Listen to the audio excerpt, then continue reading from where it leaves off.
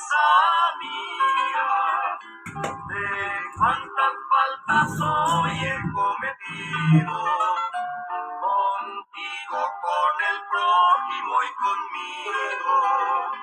Perdóname, mi Dios, por tu Hijo amado, y haz que mi sueño pueda ser tranquilo.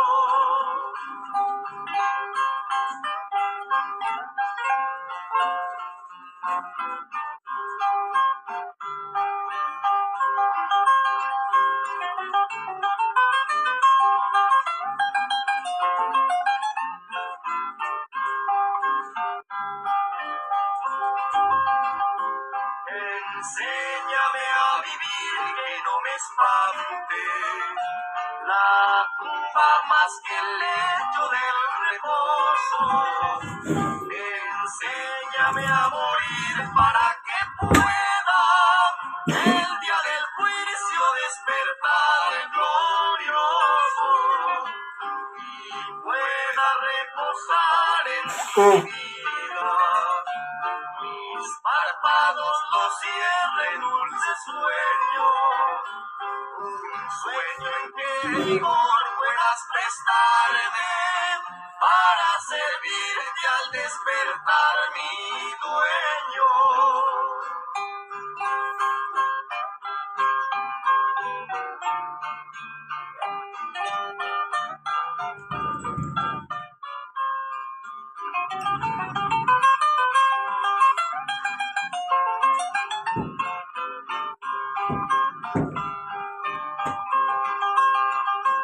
Enséñame a vivir, que no me espante la tumba más que el lecho del reposo.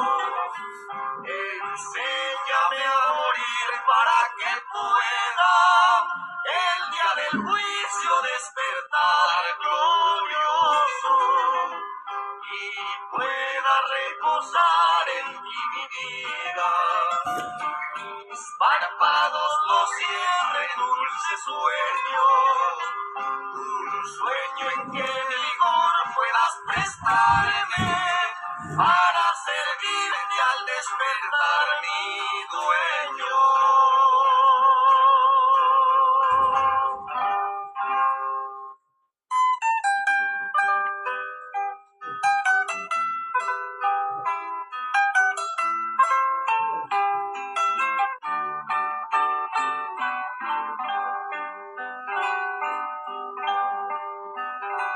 Oh alma mía, ama a Jehová, porque a su imagen Él te creó. Muy buenos días, amados en el Señor. Dios les bendiga. En esta mañana alabamos y bendecimos el nombre del Señor Jesús. Le damos gracias por su misericordia y por su bondad, por estar aquí una vez más presente. Saludamos a nuestra hermana Rosana Jara Osorio, también a nuestro hermano Jorge Soto López. Dios les bendiga en esta mañana. Ciertamente es así. Rogar, suplicar, que el Señor nos enseñe cada día a hacer su voluntad y no la nuestra. Que nos permita cada día, en cada instante, ser partícipe de esta bondad maravillosa. El mejor camino en que podemos estar, en el mejor camino que podemos perseverar, es en este camino. El día sábado concluimos el capítulo 6 del libro de Hechos. Hoy continuamos, sin recordarle que comparta nuestro programa, que le dé link, ¿cierto?, para poder seguir adelante. No porque me agrade mi persona, sino que necesitamos seguir expandiendo el Evangelio de la gracia, la sana doctrina, y pedirle siempre la oración por nosotros para llevar a cabo la labor que se nos ha encomendado con mucha honestidad, amén, y de acuerdo a la voluntad del que nos llamó. Dios bendiga a nuestros pastores, Dios les dé gracia, sabiduría, entendimiento para llevar a cabo también la labor que ellos efectúan, a los maestros, a los evangelistas, para que cumplan cierto cada uno su ministerio. Capítulo 7 de Hechos dice: el sumo sacerdote dijo entonces, esto es así. Recordemos que se había llevado a cabo una acusación contra Esteban, había sido detenido Esteban y llevado, ¿cierto?, a los ancianos, y se le imputaron las culpas, ¿cierto?, que nosotros en el capítulo 6 vemos, por ejemplo, y pusieron, dice, testigos falsos que decían, este hombre no cesa de hablar palabra blasfema contra este lugar, contra el lugar santo, perdón, y contra la ley. Pues le hemos oído decir que ese Jesús de Nazaret destruirá este lugar y cambiará las costumbres que nos dio Moisés. Esas eran las acusaciones. Entonces el sacerdote dice, esto es así, verso 1 del capítulo 7. Y él dijo, varones hermanos y padres. Recuerde que en el verso 15 del capítulo 6 dice que ellos al fijar los ojos en Esteban, ¿verdad?, vieron su rostro como el rostro de un ángel. O sea, un rostro resplandeciente. Y él dijo, Esteban, varones, hermanos, padres, oíd, el Dios de la gloria apareció a nuestro padre Abraham, estando en Mesopotamia, antes que morase en Harán.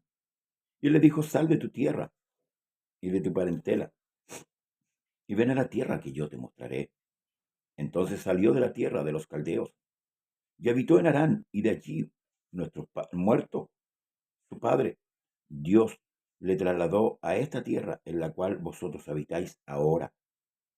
Y no le dio herencia en ella, ni aun para sentar un pie, pero le prometió que se la daría en posesión y a su descendencia después de él, cuando él aún no tenía hijo. Le dijo Dios así, que su descendencia sería extranjera en tierra ajena, y que los reduciría a servidumbre, y los maltratarían por 400 años. Mas dice, yo juzgaré, dijo Dios, a la nación de la cual serán siervos, y después de esto saldrán y me servirán en este lugar. Y le dio el pacto de la circuncisión, y así Abraham engendró a Isaac, y le circuncidó al 8º día, e Isaac a Jacob, y Jacob a los 12 patriarcas. Los patriarcas, movidos por la envidia, vendieron a José para Egipto, pero Dios estaba con él, y le libró de todas sus tribulaciones, y le dio gracia y sabiduría delante de Faraón, rey de Egipto, el cual lo puso por gobernador sobre Egipto y sobre toda su casa. Y no entonces hambre en toda la tierra de Egipto y de Canaán, y grande tribulación, y nuestros padres no hallaron alimento. Cuando oyó Jacob que había trigo en Egipto, envió a nuestros padres la primera vez, y la segunda, José se dio a conocer a sus hermanos, y fue manifiesto a Faraón el linaje de José. Y enviando José hizo venir a su padre Jacob y a toda su parentela en número de 75 personas.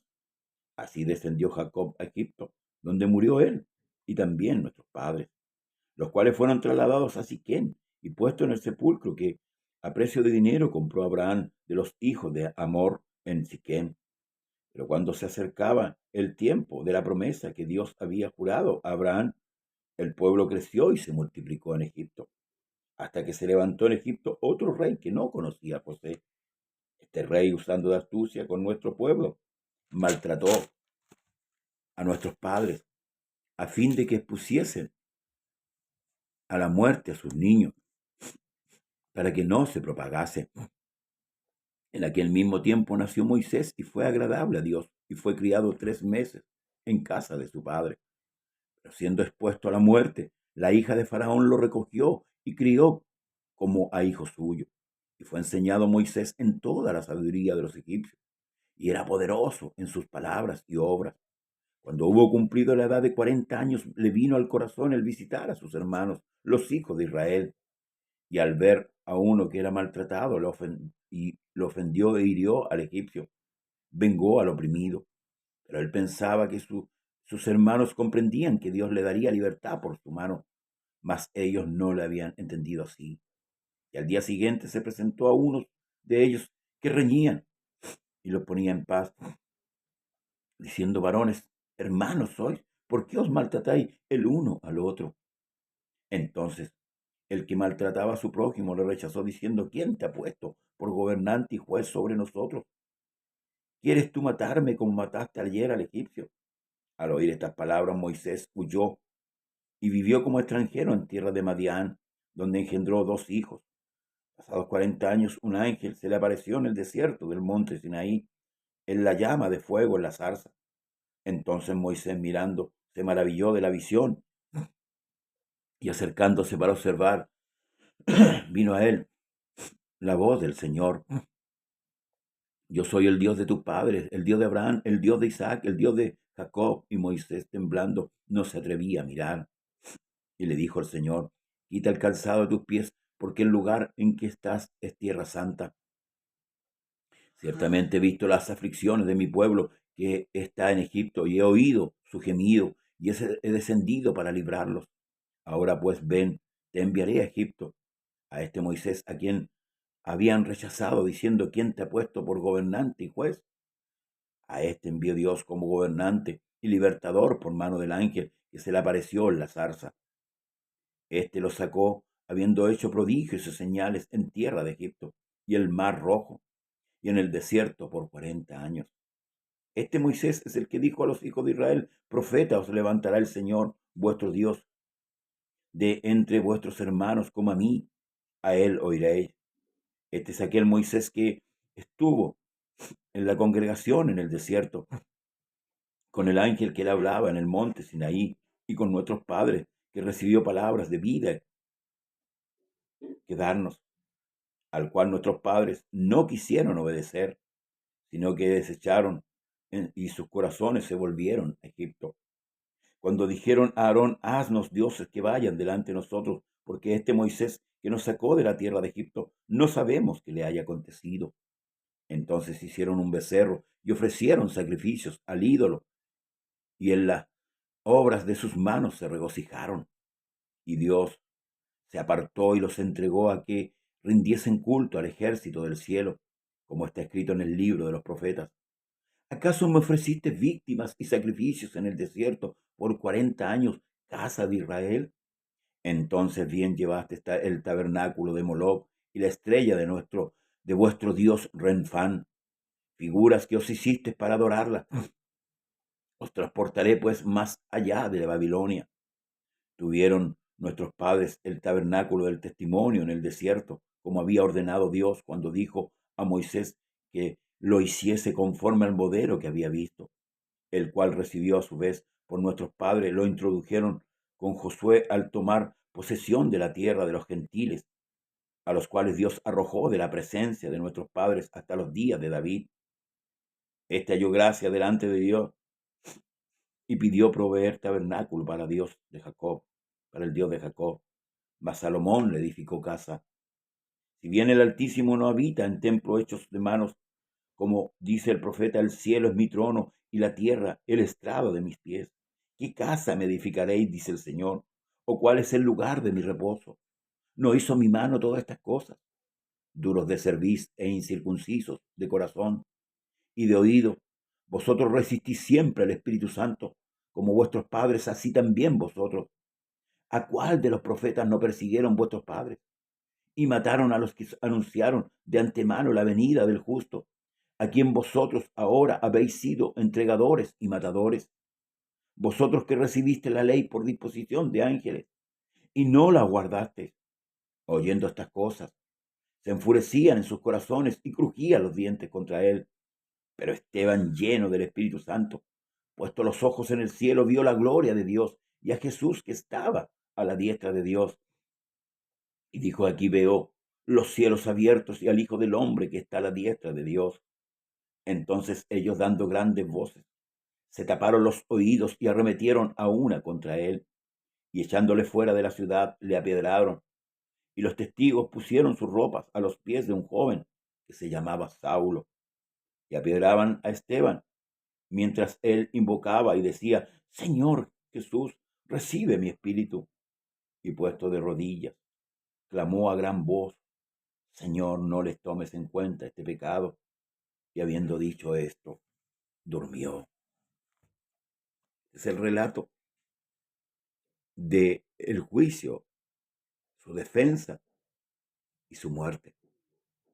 Esteban les relata todo lo que sucedió con el pueblo desde el principio, desde que fueron introducidos a Egipto, sacados de Egipto, y cómo ellos a través de la historia habían mostrado un comportamiento irrespetuoso y desleal contra aquel que lo había sacado de Egipto a la libertad y le había dado en posesión esa tierra que estaban ahí en ese momento.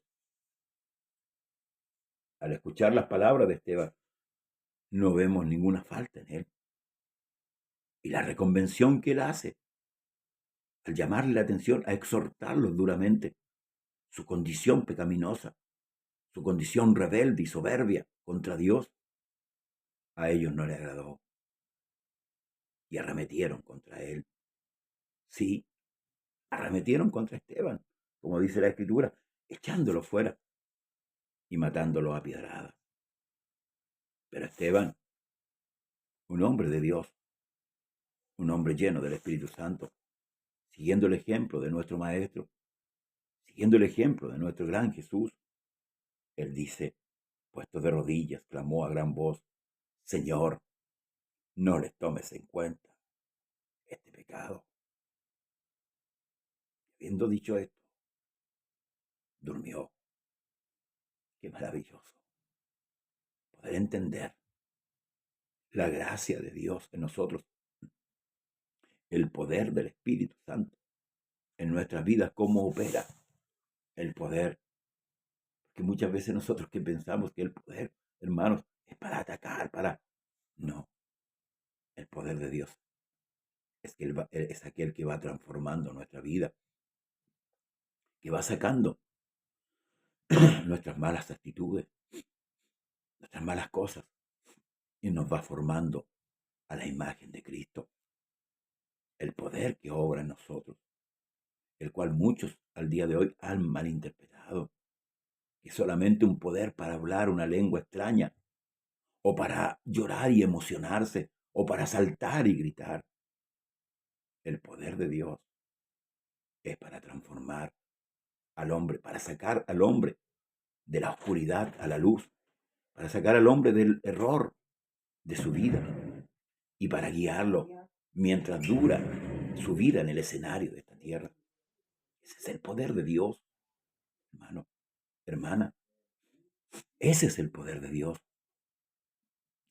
el cual usted y yo debemos experimentar. Una transformación, un cambio, una vida, hermanos.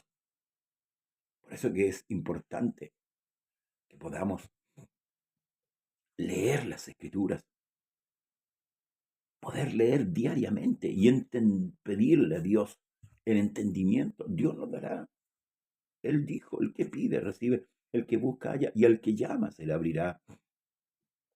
El interés que tengamos nosotros por su palabra, hermanos amados, como decía el audio, cuántos libros, cuántas escrituras están tiradas por ahí en un rincón, llenas de polvo, otras como amuleto abierta en un salmo determinado, otras en una biblioteca junto a otros libros, restándole el valor de la palabra.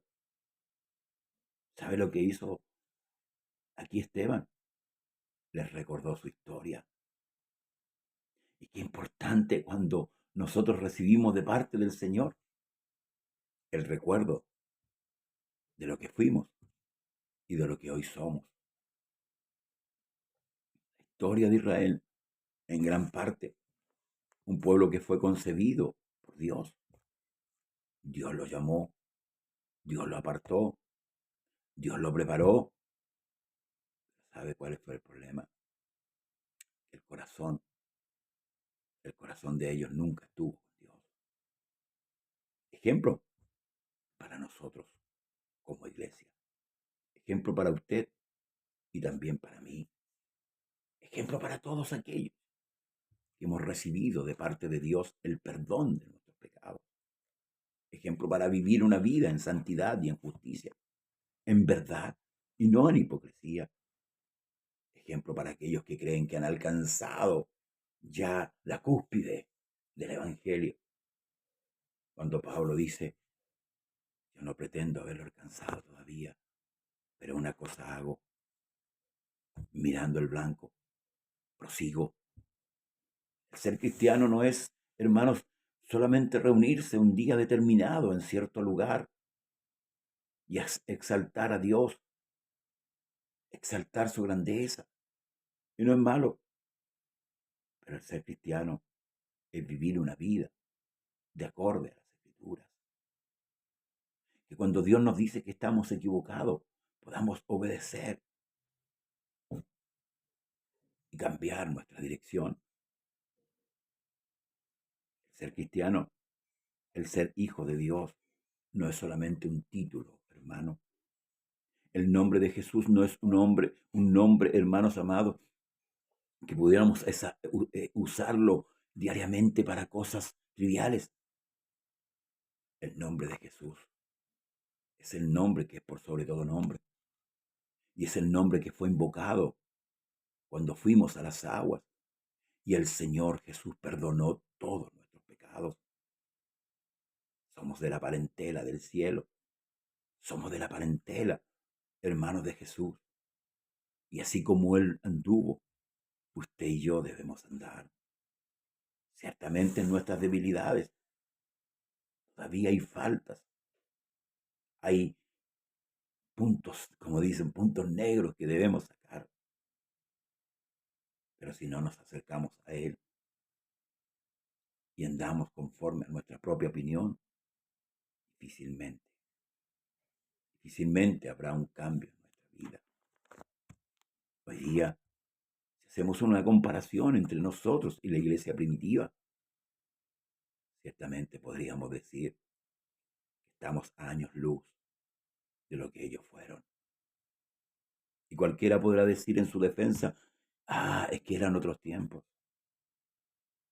Pero la palabra de Dios dice que el espíritu que ellos tenían es el mismo espíritu que hoy usted y yo tenemos. Que Hebreos 13:8 dice que Él es el mismo ayer, hoy y por los siglos.